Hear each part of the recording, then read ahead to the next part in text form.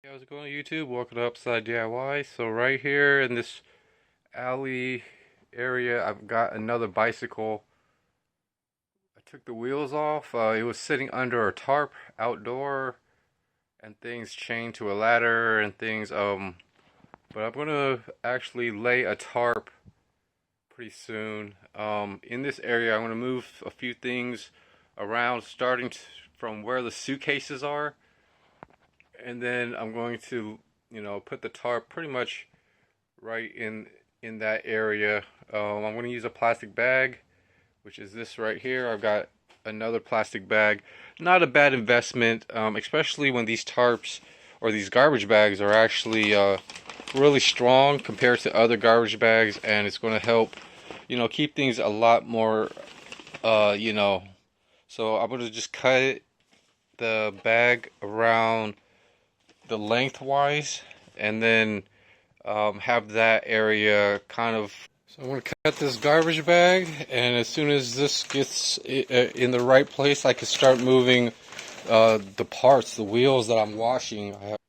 Alright, so I got the garbage bag pretty much cut, and now I could lay it down. And it's not too bad because I got to find like a random suitcase that I had some electronics and flashlights and adapters in it. So I'm trying to move this stuff out of the way. Probably put it on top of this stuff. Kind of like that. And then even the suitcase I could actually wash and have the vacuum towards there. Have this bike seat. So I'll see you guys on the next Upside DIY. And there's a few things that I need to get the dustpan for. And I guess there's an Easter egg for the next video.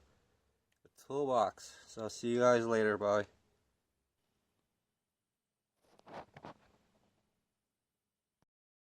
So I'm going to just document some of these bicycle parts. There's brakes and gears on both handles.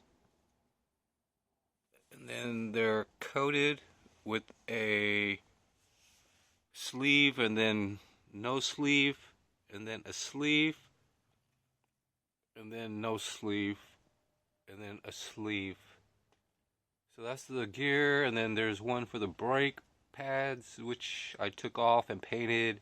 Gear that goes kind of underneath, and then in up the fork, and then to this front derailleur for the gears. So it's pretty nice. And then the rear brake pad will probably be other ways.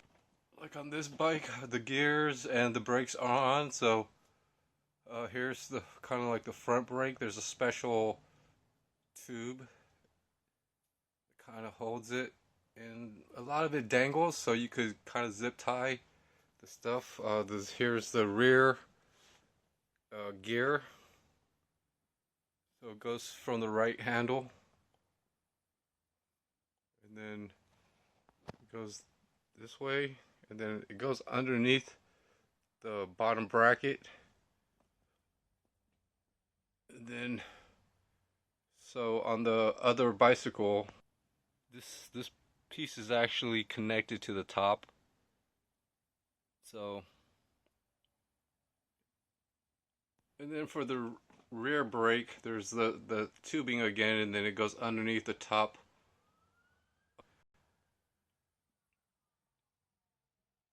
Like the upper fork or something like that. And it probably connects to the right. So these brakes need adjustment on both sides and stuff. And I'm cleaning the wheels, so it's got the fenders and reflectors. The only thing is I measured the length. It's 4 inches, and then the back was 6 1/4. On some bikes they might be 6 inches, and some might be 6 1/4.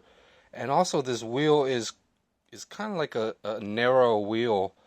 Kind of, I'm not sure which wheels I have. I'll have to double check to separate the narrow and the wide wheels and things.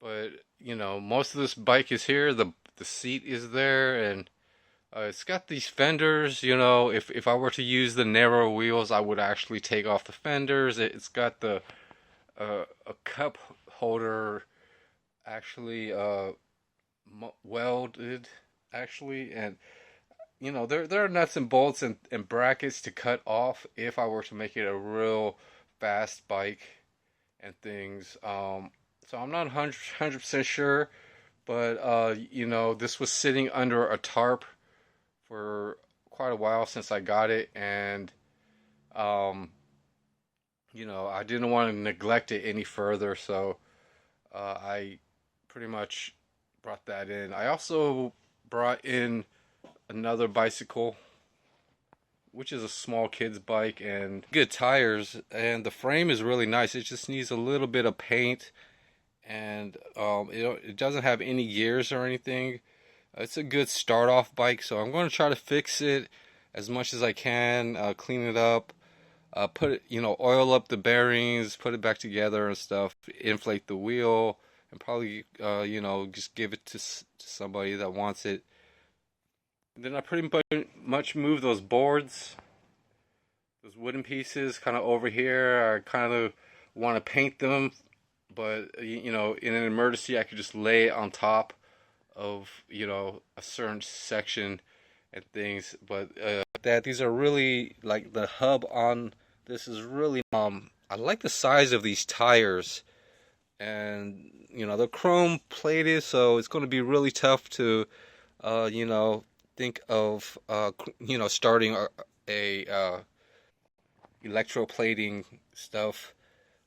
Does, you know, have its you know, information,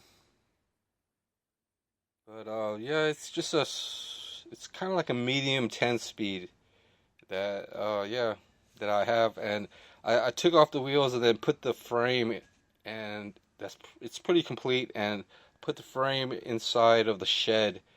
So I'm kind of working indoor and outdoor, and yeah, I just want to get these tires off, figure out which of the which size they are and things like that. The inner tubes might be good still and things, and or something like that. And I just need to figure out, like, just basically washing these tires.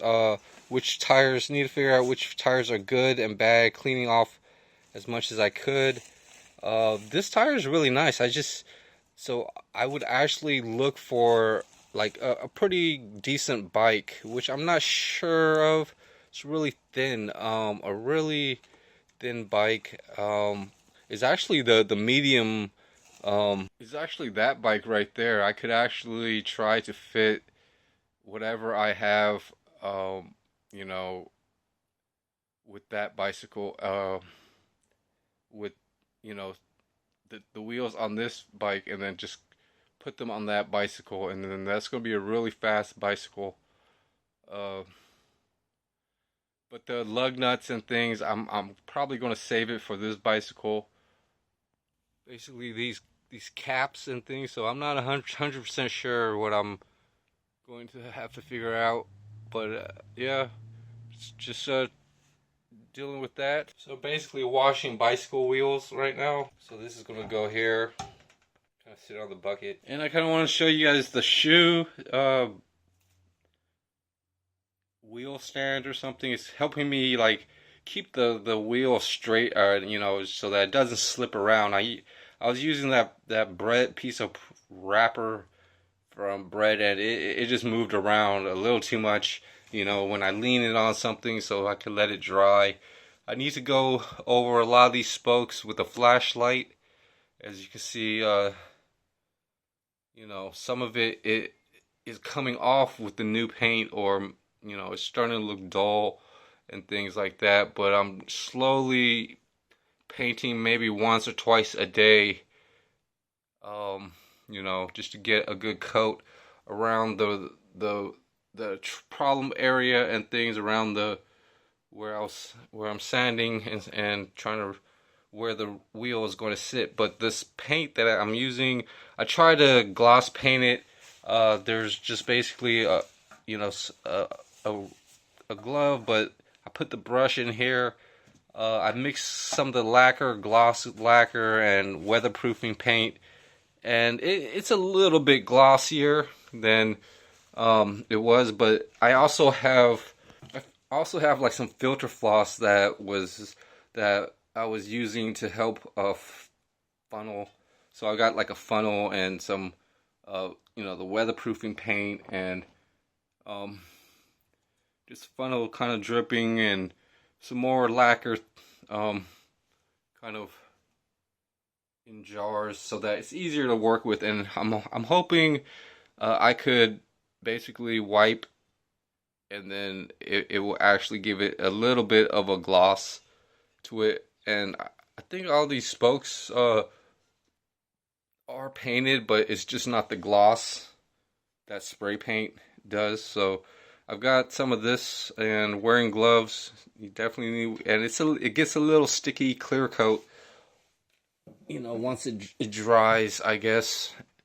So from here, I just need to touch up a little bit more. I just start from, the top section, and then I could just kind of rotate it all the way down and paint around the wheel. And I'll be caught up from what I was having to deal with for a while, and there are a few soft spots left, but if you let it dry for an hour or two and just check up on it, and then I could flip this wheel to the other side and practically have a better look. But these spokes, so here's the rim sanded off a little bit. This is actually like aluminum or something. I could feel a few other like tough areas, but as I mentioned, I need to also retouch this up. And I also have like a new pillow. I kind of use pillows for filter floss or filters. So there's a piece of filter floss, and also letting that drain, and then I pretty much finished this. I wore some rubber gloves, which was really helpful. Able to finish. So I could touch this up a little bit more. There's still some left there. I could use that for something, like mixing in probably just the weatherproofing. I might do that since I was planning to use like gloss black spray paint with the weatherproofing, but this lacquer is going to help give it some gloss. So this may be what the rim could be used for. Weatherproofing, wipe down the rim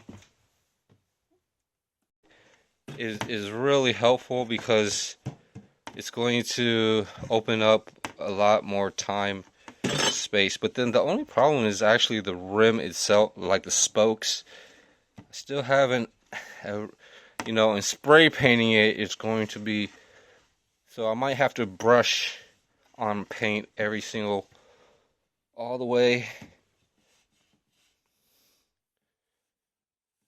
And it should work out. It should work